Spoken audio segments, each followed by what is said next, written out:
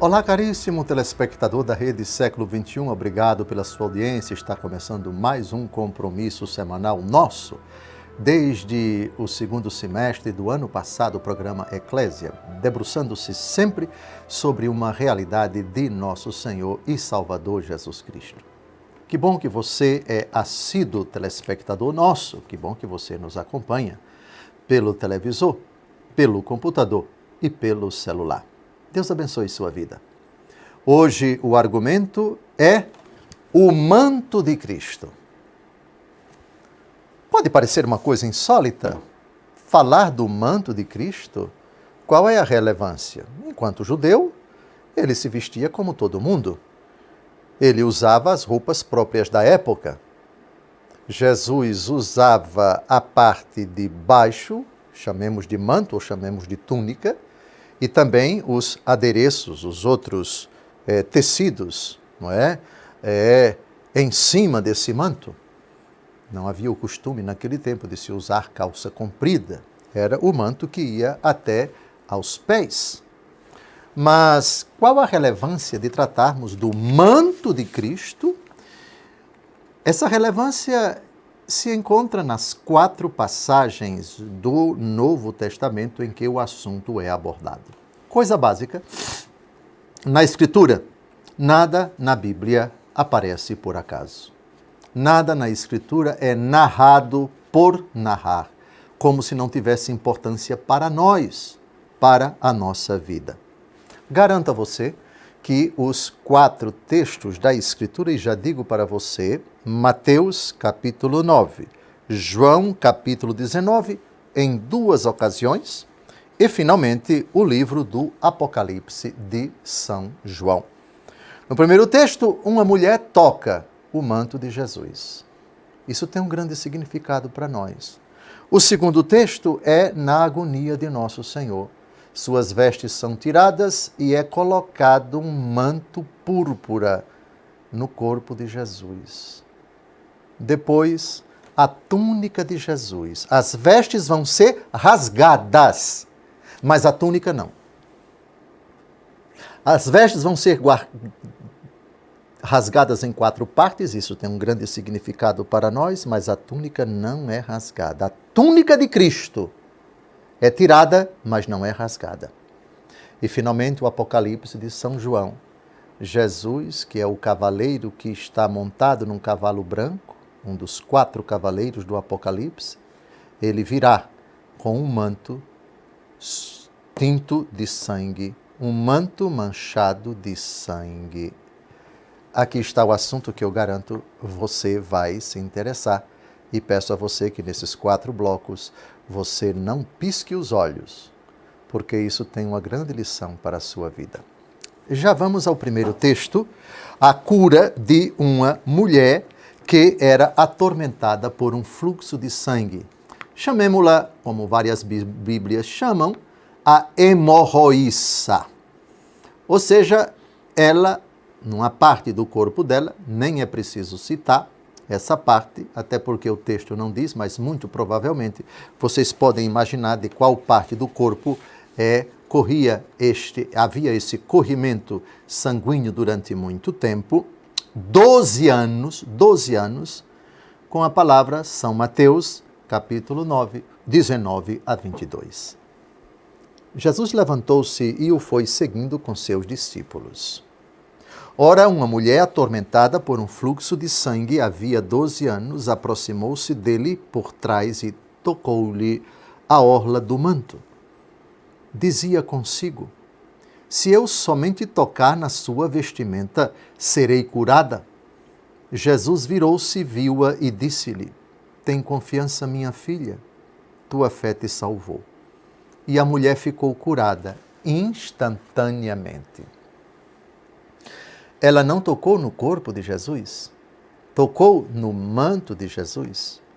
Aliás, tocou na orla do manto. Eu estou de batina aqui, não posso mostrar, mas imagine o final da batina, a orla, essa parte aqui, lá embaixo. Ela não tocou no manto, tocou na orla do manto. Digamos assim, a parte mais inferior. E outra, a parte menor, a fímbria, o filete, por assim dizer, a partezinha final, a última. Agora vamos à interpretação espiritual dada por Santo Agostinho, o que significa a orla do manto. Um apóstolo disse o seguinte: eu sou o último dos apóstolos.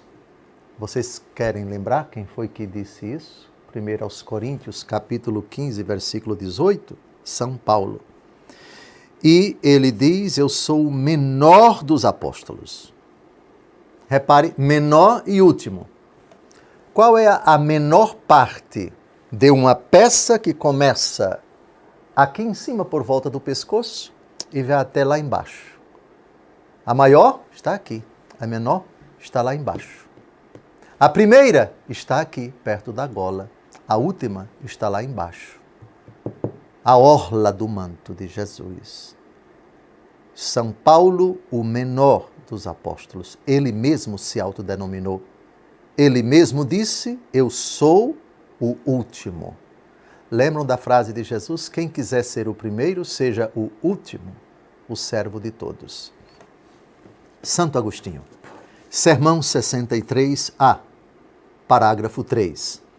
Agora vamos à explicação belíssima de Santo Agostinho sobre a orla do manto de Jesus, que foi tocada pela hemorroíça. Aspas. Pensemos no que seja a orla do manto. Considere vossa caridade. Pelo manto do Senhor se entendem os apóstolos que lhe estão ligados. Pensai qual o apóstolo que foi enviado aos gentios. Com efeito, coube-lhe a maior ação no apostolado dos gentios. Portanto, o apóstolo Paulo, enviado aos gentios, é ele próprio a orla do manto, porque ele era o último dos apóstolos. Não é porventura a orla de um manto a última e a menor coisa? Uma e outra coisa ele diz acerca de si mesmo. Diz acerca de si mesmo o apóstolo: eu, porém, sou o último dos apóstolos e eu sou o menor dos apóstolos. Ele é o último, ele é o menor. Isto é a orla de um manto. E a igreja dos gentios, tal como a mulher que tocou a orla, padecia de um fluxo, tocou e ficou salva. Toquemos nós também, ou seja, acreditemos, para que possamos ser salvos. Fecha aspas. Túnica de Cristo. A Santa Igreja, constituída de apóstolos, de evangelistas, constituída de papas, de bispos, de sacerdotes, de leigos, uns destacados, os outros menores. Cristo, cheio de misericórdia, ele, no seu corpo, ele é o Salvador, ele é o Redentor, mas quis se vestir com um manto. E o seu poder se manifesta, inclusive, na orla, nos menores, nos últimos. Aliás, a palavra último, eu já disse, é muito cara para Jesus. Quem quiser ser o primeiro, seja o último. Ou seja, quem quiser ser o primeiro, seja a orla. Seja o filetezinho lá embaixo e as pessoas tocando em vocês, desfrutando do testemunho de vocês, brilhe a luz de vocês diante dos homens, para que, vendo vossas boas obras, glorifiquem o Pai que está nos céus. Hoje, a orla do manto de Cristo, que é a igreja, a túnica inconsútil de Cristo, que não foi rasgada, poderá ser você, poderei ser eu, contanto que nos façamos o último, nos façamos o menor de todos. Tocando-nos, as pessoas compreenderão que somos instrumentos de Cristo e serão curadas. Quem quiser ser o primeiro, seja o último. Ainda temos 2 minutos e 20 e já vou dizer para vocês qual o texto que vamos abordar no segundo bloco. Agora vamos para o Calvário. João 19, de 2 a 5. Os soldados teceram de espinhos uma coroa e puseram-lhe sobre a cabeça e cobriram-no com um manto de púrpura. Aproximavam-se dele e diziam: Salve, rei dos judeus! E davam-lhe bofetadas. Pilatos saiu outra vez e disse-lhes: Eis que vos trago fora, para que saibais que não acho nele nenhum motivo de acusação. Apareceu então Jesus, trazendo a coroa de espinhos e o manto de púrpura. Sem dúvida alguma, colocaram um manto vermelho no corpo de Jesus para debochar dele, para insultá-lo, para dizer que ele é um rei de Araque. A cor púrpura era a cor dos mantos nobres, tecidos, digamos assim, de primeira qualidade, reservados aos reis. Aqui, Jesus é tratado como o rei dos judeus com deboche, com escárnio. Jesus aqui está sendo ridicularizado, está sendo zombado, está sendo escarnecido, está sendo insultado. Estão fazendo chacota dele. Manto de púrpura. Mas por que exatamente de púrpura? Começaremos o segundo bloco com a interpretação magnífica de São Beda, o venerável monge da Inglaterra, nos séculos VII e VIII, doutor da Igreja, comentando esse versículo. Por que Jesus está com um manto púrpura? Não saia daí. Daqui a pouco a gente volta com esse argumento curiosíssimo e, mais do que isso, importantíssimo para todos nós. Jesus, cujas vestes foram tiradas, agora está com um manto púrpura, a túnica de Cristo. O manto de Cristo. Quem disse que isso não tem importância para a sua vida? Tem, e tem muita importância. Até logo mais.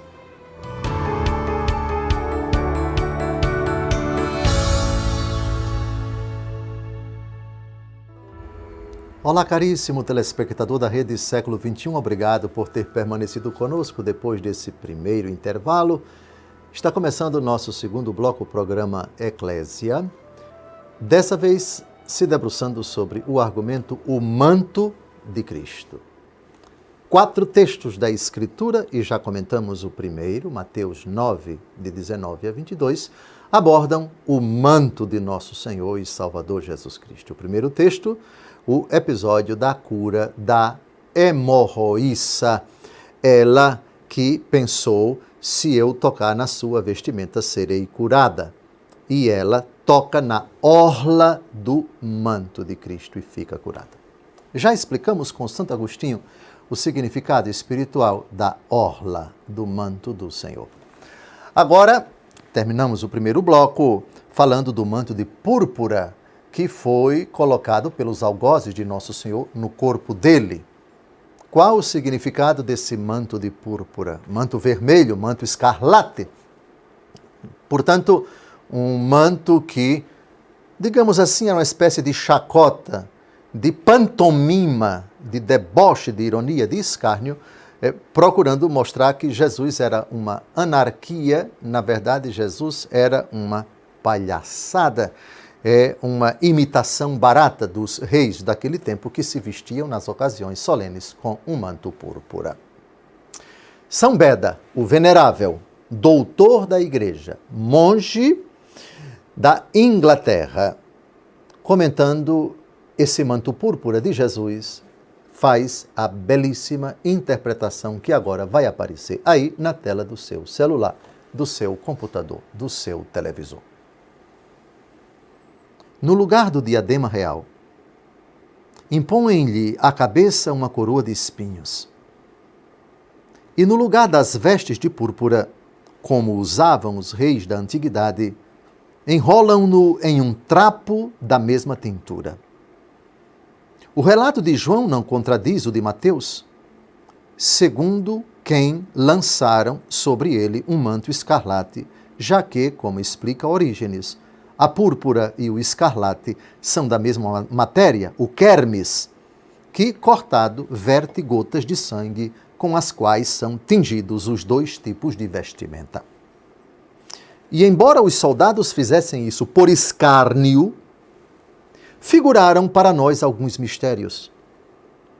na coroa de espinhos, está representado como Jesus toma sobre si os nossos pecados, que a terra do nosso corpo produz como espinhos. No manto purpúreo está a carne sujeita às paixões. Além disso, nosso Senhor veste-se de púrpura também, porque nesse momento se gloria do triunfo dos mártires. Fecha aspas. Então, o manto púrpura, o manto vermelho, que nosso Senhor recebe, sendo insultado, escarnecido, etc., dois significados. A carne sujeita às paixões. São Paulo, no capítulo 7 da carta aos Romanos, fala do drama que existe dentro de nós depois do pecado e que nos acompanhará até ao fim da nossa vida. Eu conheço o bem que quero e faço o mal que não quero. A carne sujeita ao que o apóstolo João diz na primeira epístola sua, a concupiscência. A carne que o diabo, quando ela está não fortalecida pela graça de Deus, açoita, escarnece. De fato, Jesus com esse manto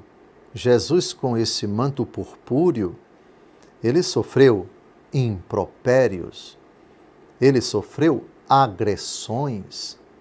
Não seria isso que o demônio pratica, faz na vida de uma pessoa que se entrega às paixões desregradas?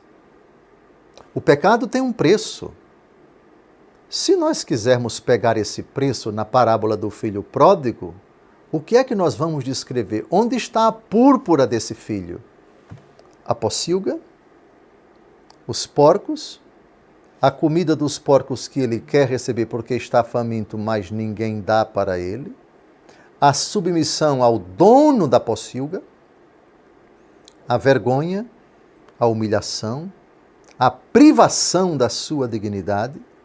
A dependência, a escravidão daquele que é o autor do pecado.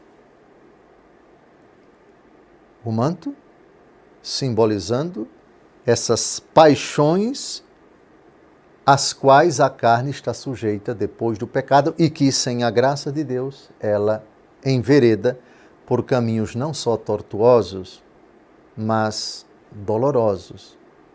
O pecado tem um preço. Os efeitos do pecado são cruéis. E eles foram colocados por Jesus no capítulo 10 do Evangelho segundo João. O ladrão vem para roubar, matar e destruir.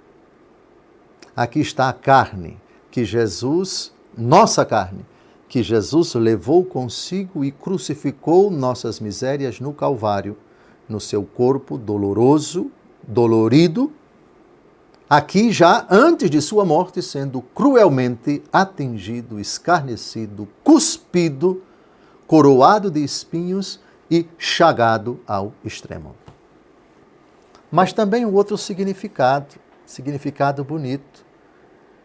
O sangue dos mártires é semente de novos cristãos, diz Tertuliano, um dos padres da Igreja. No manto purpúreo de nosso Senhor Jesus Cristo, nós temos a glória do triunfo dos mártires. Aqueles que, no Apocalipse de São João, estão debaixo do altar as almas dos que foram imolados. Quem são estes? Senhor, tu o sabes, esses vieram da grande tribulação. Lavaram, alvejaram suas vestes com o sangue do Cordeiro. Muito bonita essa frase do Apocalipse. Ou seja, nesse manto de púrpura, Jesus está a indicar, por minha causa, na fidelidade a mim, muitos sofrerão e morrerão. Aqui onde vocês estão me tratando, quando vocês me tratam com escárnio, com zombaria, aqui eu já antecipo no meu sofrimento a vitória daqueles que vão me seguir, a vitória dos mártires, dos heróis que vão levar ao pé da letra, ao extremo, na radicalidade da sua fé, o que eu disse. Ninguém tem maior amor do que aquele que dá a vida pelos seus amigos. Significado bonito, não é? De São Beda, o Venerável, o manto púrpura de Nosso Senhor. Faltam quase 4 minutos e eu já antecipo para o terceiro bloco, qual é o próximo texto que vai falar da túnica de Nosso Senhor Jesus Cristo. O manto púrpura é o manto que colocaram em Jesus. Não era o manto dele. Foi um manto de deboche, sim, que pegaram ali, não sei, de alguém e colocaram no corpo de Jesus. É algo exterior a ele. Agora vamos à túnica de Cristo e às vestes de Cristo. João 19, de 23 a 24. Depois de os soldados crucificarem Jesus, tomaram as suas vestes e fizeram delas 4 partes, uma para cada soldado. A túnica, porém, toda tecida de alto a baixo, não tinha costura. Disseram, pois, uns aos outros: não a rasguemos, mas deitemos sorte sobre ela, para ver de quem será. Assim se cumpria a Escritura: repartiram entre si as minhas vestes e deitaram sorte sobre a minha túnica. Salmo 21, 19. Isso fizeram os soldados. Aqui eu peço a você, por favor, extrema atenção. Uma coisa são as vestes de Jesus. Outra coisa, a túnica de Jesus. As vestes de Jesus são todas as indumentárias de Nosso Senhor em cima da túnica. As vestes foram tiradas e rasgadas em 4 partes e divididas entre os 4 soldados. Ok? A túnica não foi rasgada. Era uma peça única, tecida de alto a baixo.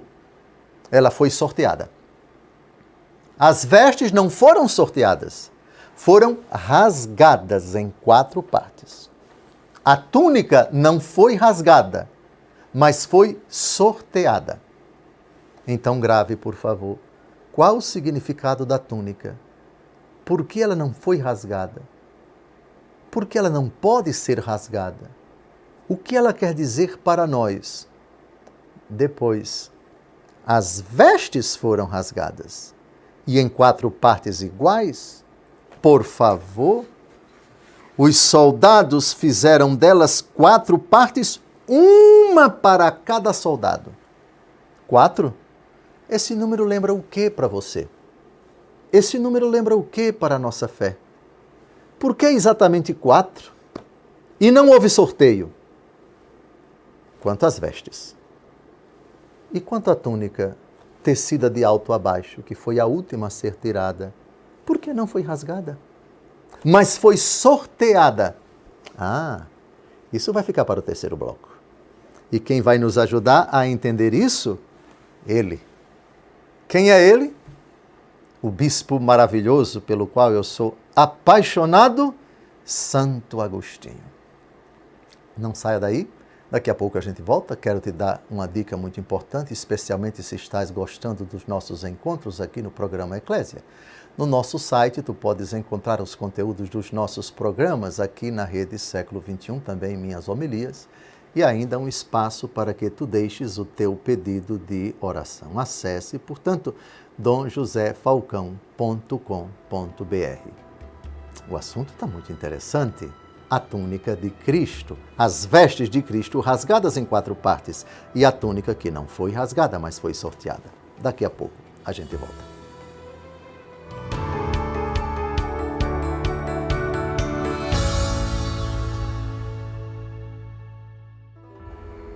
Olá, caríssimo telespectador da Rede Século XXI, obrigado por ter permanecido conosco depois desse segundo intervalo. Está começando o nosso terceiro bloco, o programa Eclésia, desta vez debruçando-se sobre o argumento O Manto de Cristo.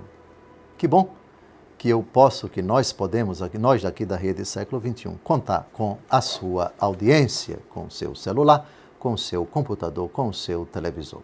Eu quero compartilhar com você que eu também estou no Instagram e quero convidar você para me seguir. Siga @Dom José Falcão Oficial e você verá lá partilhas sobre a Palavra de Deus, e também trechos dos nossos programas aqui na Rede Século XXI. Eu espero você lá. Nós terminamos o último bloco falando precisamente do episódio da paixão de Nosso Senhor. Quando ele chegou no Calvário, suas vestes foram tiradas e rasgadas em 4 partes iguais, uma para cada soldado. Eram 4 soldados. Já a sua túnica, tecida de alto a baixo, uma peça inconsútil, ela não foi rasgada. Qual é o significado das vestes rasgadas em 4 partes pelos 4 soldados, uma para cada soldado? E qual o significado dessa túnica que não foi rasgada, mas foi sorteada para ver quem ficava com a túnica? Santo Agostinho. Comentário ao Evangelho segundo João, tratado 118, parágrafo 4º. Vamos ao magnífico doutor da Igreja, bispo de Hipona dos séculos IV e V. A repartição das vestes do Senhor em 4 peças prefigurou a igreja dele espalhada pela terra em 4 partes e nelas distribuída de modo igual, quer dizer, com unanimidade e concórdia. Já a túnica sorteada significa a unidade entre todas as partes, ligadas pelo vínculo da caridade. Ora, se a caridade possui um caminho mais excelente, se excede toda a ciência, se está em cima de todos os preceitos, conforme diz o apóstolo, sobretudo, porém, tende caridade, Colossenses 3,14, com razão, a roupa que a simboliza é tecida de alto a baixo e acrescenta toda tecida, por inteiro, porque não está privado dela ninguém que tome parte no todo, nesse todo donde a Igreja tira o nome de católica. É sem costura, para que nunca possa ser descosturada, e tocará a apenas um, porque junta todos na unidade. Na sorte, por sua vez, está preconizada a graça de Deus. Quando, afinal, a sorte é lançada, não importa a dignidade ou os méritos de cada um, mas se entrega tudo ao juízo oculto de Deus. Fecha aspas. Vejam, não deixa de ser essa cena, belíssima interpretação, me comove muito. Não deixa de ser, de chamar a atenção que Jesus aqui está fazendo uma doação. É um ato profético, ainda que a intenção deles era simplesmente rasgar as vestes de Nosso Senhor, como quem diz, bandido maldito, nem tuas vestes ficarão para os teus familiares. Nós vamos rasgá-las aqui como sinal de deboche, você perdeu, etc. Mas não. Deus coopera em tudo para o bem daqueles que o amam, sem que eles soubessem. Eles estavam fazendo aqui um ato de profetismo. Ou seja, a mensagem a respeito deste que agora vai ser crucificado vai ser levada um dia para os 4 cantos da terra. Para o norte, para o sul, para o leste, para o oeste. 4 cantos é uma forma de expressão para designar toda a face da terra. Aliás, Jesus já disse isso com todas as letras. Ide pelo mundo inteiro, pregai o evangelho a toda criatura. Em Atos dos Apóstolos, capítulo 1, versículo 8, Jesus diz, vós sereis minhas testemunhas na Judéia, na Samaria, na Galileia e até os confins da terra. Preste atenção. Olha aqui, olhe para mim, por favor. Todo mundo olhando para mim. Atos dos Apóstolos, capítulo 1, versículo 8. Vós sereis minhas testemunhas na Judéia, 1. Samaria, 2. Galileia, 3. E confins da terra, 4. As vestes de Cristo foram rasgadas em quantas partes? 4. 4 partes iguais. O Evangelho levado aos 4 cantos da terra. A túnica que não foi rasgada, a caridade, que não permite que ela que é o vínculo da perfeição. A caridade é o sinal da unidade da igreja. Vós sereis os meus discípulos se vos amardes uns aos outros. Amai-vos uns aos outros, como eu vos tenho amado. Uma só fé, um só Senhor, um só batismo. Uma só a caridade que é o vínculo que anima, que sustenta, que mantém coeso o corpo de Cristo. Belíssimo. Agora avancemos e vamos à última vez em que nosso Senhor Jesus Cristo está vestido com a túnica. Aliás, os 2 últimos textos, Jesus é despido das vestes e da sua túnica. Quando ele vier em glória, ele virá com esse manto. Virá. Virá e a coisa não vai ser exatamente humilhante, vergonhosa, escarnecedora, cínica, agressiva, despudorada, violenta e debochada e depravada, como fizeram com ele, rasgando suas vestes e sorteando sua túnica. A coisa é diferente, é muito diferente. Apocalipse, capítulo 19, de 11 a 16. Ele virá um dia para julgar os vivos e os mortos. Virá num cavalo e virá com a túnica que tiraram dele.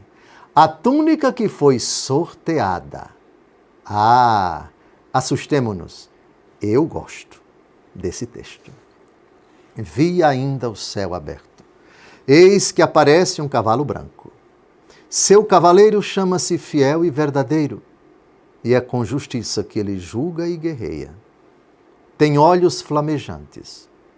Há em sua cabeça muitos diademas e traz escrito um nome que ninguém conhece senão ele. Atenção agora. Está vestido com um manto tinto de sangue. E o seu nome é Verbo de Deus. Seguiam-no em cavalos brancos os exércitos celestes, vestidos de linho fino e de uma brancura imaculada. De sua boca sai uma espada afiada para com ela ferir as nações pagãs, porque ele deve governá-las com cetro de ferro e pisar o lagar do vinho da ardente ira do Deus dominador. Ele traz escrito no manto e na coxa, Rei dos Reis e Senhor dos Senhores. Jesus não virá desnudo, Jesus não virá com roupas rasgadas, as vestes foram rasgadas e já sabemos o significado. Virá com um manto. Manto tinto de sangue. E com um nome no manto e na coxa. Rei dos Reis e Senhor dos Senhores. Meu amigo, eu recomendo o capítulo 19. Aliás, todo o livro do Apocalipse. Se você acessar Dom José Falcão no YouTube, você vai encontrar dos mais de 600 ou 700 vídeos até agora, um estudo que aqui em Brasília eu demorei 2 anos e meio para concluir. O Apocalipse, versículo por versículo. 2 anos e meio de curso. Em geral, os vídeos têm 1 hora de duração, outros têm 15 minutos, 30 minutos, 40 minutos, enfim. E ali você vai, se quiser, se tiver tempo, desfrutar da interpretação desse livro, digamos assim, que causa tanto susto e tanto medo, tanta perplexidade nas pessoas. Não tem nada disso. É um livro que é uma exortação à esperança, à consolidação da nossa fé, na presença do Senhor Jesus na nossa história, nos tormentos, nas aflições, nas perseguições às quais a igreja está sujeita. E esse capítulo, e esse texto que acabei de ler, é particularmente significativo. Já caminhamos para o final do livro do Apocalipse. É um capítulo que fala do triunfo daquele cujas vestes foram tiradas e rasgadas, e cuja túnica inconsútil foi sorteada. Ele virá com túnica com manto tinto de sangue, manchada de sangue. O que significa esse sangue? Orígenes, e disso vamos tratar no começo do último bloco, no seu comentário ao Evangelho segundo João, capítulo 2, parágrafo 61, vai nos explicar. Mas vocês já podem imaginar o que significa esse sangue? Está terminando o terceiro bloco, não saia daí. No último bloco, depois da citação de Orígenes, explicando Apocalipse 19, de 11 a 16, o cavaleiro, o primeiro cavaleiro, montado num cavalo branco, que é Jesus, vem com esse manto tinto de sangue e com o nome na coxa dele e também no manto Rei dos Reis, Senhor dos Senhores. Daqui a pouco a gente volta. Que bom que você está conosco. E fico feliz que esse texto assustador nos remete para os derradeiros acontecimentos da história, o fim dos tempos. Jesus virá, e virá com o seu manto, e com o manto tinto de sangue, e um nome no seu manto e na sua coxa. Jesus, nosso Senhor e Salvador, Rei dos Reis e Senhor dos Senhores. Até daqui a pouco.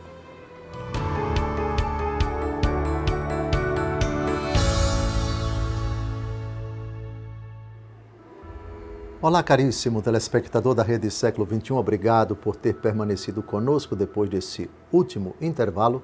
Está começando o nosso último bloco, o programa Eclésia, hoje debruçando-se sobre o argumento A Túnica de Cristo. Obrigado, a sua audiência muito significa para nós. Eu quero agradecer a todos os sócios da Associação do Senhor Jesus, que são fiéis em suas orações e doações. Graças à sua doação, este programa está no ar com toda esta estrutura montada aqui em Brasília para que eu possa me dirigir a vocês. Se você é sócio, seja fiel na sua doação. Se você não é sócio e está acompanhando o programa, doe pelo Pix que aparece na sua tela. É simples de doar e você ajudará a Associação do Senhor Jesus na missão de evangelizar. Eu terminei o último bloco aludindo a Apocalipse 19, de 11 a 16. Jesus é o primeiro cavaleiro do Apocalipse, e ele vem montado num cavalo branco. E não vou repetir a citação de 11 a 16, Apocalipse 19, somente vou recordar que ele vem vestido com um manto tinto de sangue.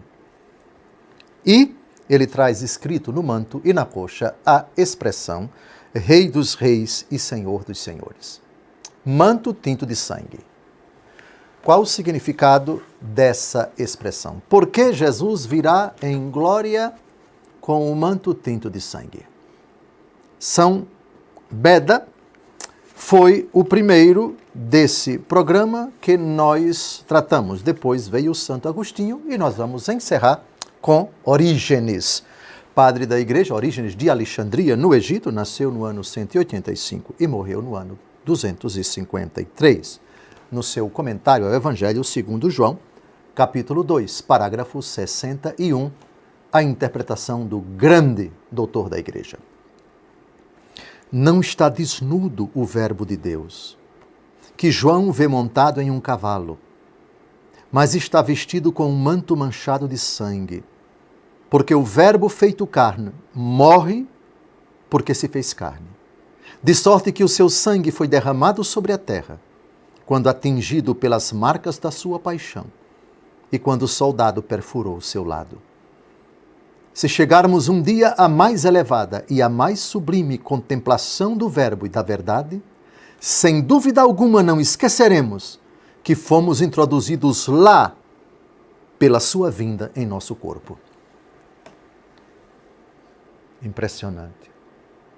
E contemplarão aqueles que o transpassaram. Todos que transpassaram Nosso Senhor hão de contemplá-lo. Os seus verdugos, os seus algozes, impiedosos, que protagonizaram a paixão de Nosso Senhor, Anás, Caifás, Herodes, Pôncio Pilatos, a turba furiosa, os soldados, mas também todos os seres humanos com seus pecados, dos quais não se arrependeram no derradeiro instante de sua vida. eis o que o Senhor fez por nós, o manto tinto de sangue, o preço do nosso resgate. E agora ele retorna com o manto manchado. Quem for para o céu, quem já está no céu, contempla o Senhor com o manto tinto de sangue, o preço do nosso resgate. Estamos aqui no céu, ou iremos para lá, se Deus permitir, graças ao preço do nosso resgate, que manchou, entre aspas, a túnica do Senhor Jesus. Agora vamos às perguntas. Caio, Deus tenha piedade de você, que agora vai me emparedar com essas perguntas. Primeira pergunta: as vestes sacerdotais são inspiradas nessas passagens que o senhor bispo falou das vestes de Cristo? Sem dúvida alguma. Linho branco é uma expressão que denota a santidade, a pureza, a inocência, a perfeição da santidade daqueles que se encontram no céu, vestidos de linho. Lavados e alvejados pelo sangue do Cordeiro é uma expressão. E esses vestidos com linho branco, de onde vieram? Da grande tribulação. A cor branca. A cor vermelha, na liturgia da igreja, é utilizada nas solenidades do Sagrado Coração de Jesus,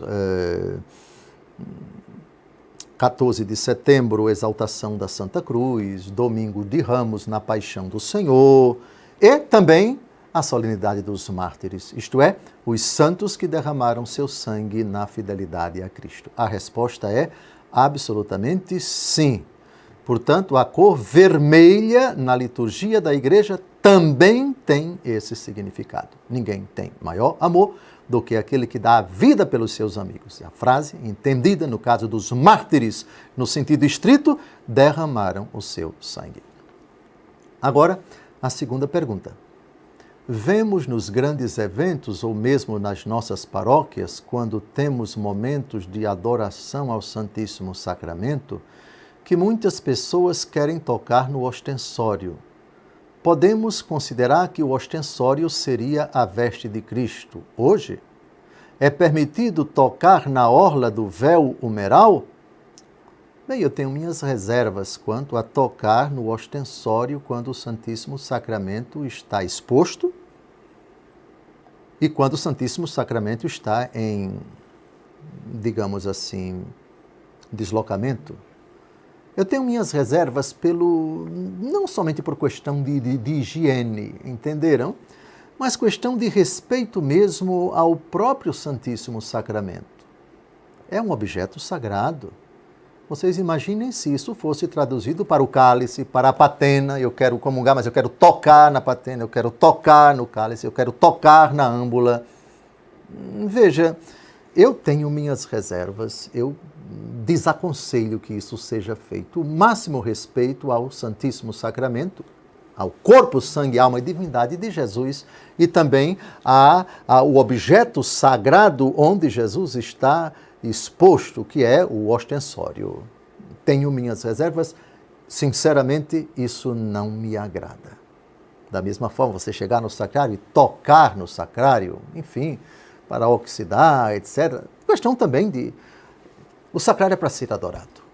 O Santíssimo Sacramento é para ser adorado. O sacrário, devemos evitar tocar. Essa é a minha opinião. Não vejo isso como... Não estou dizendo de forma alguma que isso é má fé das pessoas. É um gesto de piedade, de amor, de devoção, de veneração ao Santíssimo Sacramento. Mas tocar, sinceramente, não vejo isso como uma realidade a ser aconselhada, a ser exortada. Desaconselho. Terceira pergunta. A questão do poder do manto de Jesus tem a ver com as relíquias dos santos que nós veneramos? Não. Não. As relíquias são dos santos, são criaturas. A veste de Cristo é a veste de Cristo. Se nós quisermos o sentido espiritual dado por Santo Agostinho, já abordado nesse programa, a túnica de Cristo é a igreja. A orla nós já vimos o apóstolo Paulo, o último, o menor dos apóstolos, etc. As relíquias dos santos, elas são permitidas pela igreja com fundamento bíblico a serem veneradas em lugares dignos, no altar, debaixo do altar, em relicários, etc. Mas não necessariamente as relíquias dos santos são relíquias de mártires. Há mártires cujas relíquias são conservadas, mas as relíquias na igreja dos santos não são apenas dos mártires. Não vejo como fazer uma ligação, é minha opinião. Quarta pergunta. A veste nova que é colocada pelo pai no filho pródigo representa um manto que Deus coloca sobre os seus filhos arrependidos? Ah, sim, certamente. Talvez a pessoa que fez essa pergunta, ela queira associar com aquela parábola dos convidados para as bodas e a sala ficou cheia e o dono da festa, não é? O patrão, amigo, por que você está sem a veste nupcial? Isto é, sem as boas obras. Na parábola do filho pródigo, o pai diz, tragam um anel, coloquem no dedo do meu filho, a roupa nova, sandália aos pés, matem um vitelo, comecemos a festa, porque esse meu filho estava morto e reviveu, estava perdido e foi achado. Sem dúvida alguma, melhor veste é Lucas capítulo 15, versículo 22. Mas o pai falou aos servos, trazei-me depressa a melhor veste e vestilha, e ponde-lhe um anel no dedo e calçado nos pés. A vida da graça. Sim, o Apocalipse diz que a veste dos eleitos é o linho branco, símbolo das boas obras. A roupa nova é a condição de reconciliados, de transformados, de purificados, de santificados pelo sangue do Cordeiro, o sangue de nosso Senhor e Salvador Jesus Cristo. Sim, bem lembrado, a parábola do filho pródigo traz de fato esse detalhe. O anel é símbolo da dignidade do filho que ele perdera quando decidiu sair de casa. Sandália é a condição de quem faz parte da mesma família, porque os escravos não usavam sandálias, os escravos andavam a pé, descalços, o filho não anda descalço, e a roupa nova, o símbolo da vida nova, da graça de Deus. Bem, terminamos as perguntas e terminamos também esse último bloco, e com esse último bloco terminamos o nosso programa. Desejo a você uma semana abençoada. Mais uma etapa da nossa aventura foi superada, foi vencida, foi realizada, foi cumprida. A túnica de Cristo. Os próximos programas, vai tratar de uma realidade que vai ser antagônica à outra realidade que vai ser abordada no programa seguinte. Mas vamos deixar somente para o próximo programa em suspense o que vai ser abordado na próxima semana e o contrário, sempre a respeito de Cristo, uma realidade que é antagônica à outra, mas ambas se completam porque fazem parte do plano salvador de Deus em Cristo para todos nós. Uma semana abençoada. Até o próximo encontro, se Deus quiser.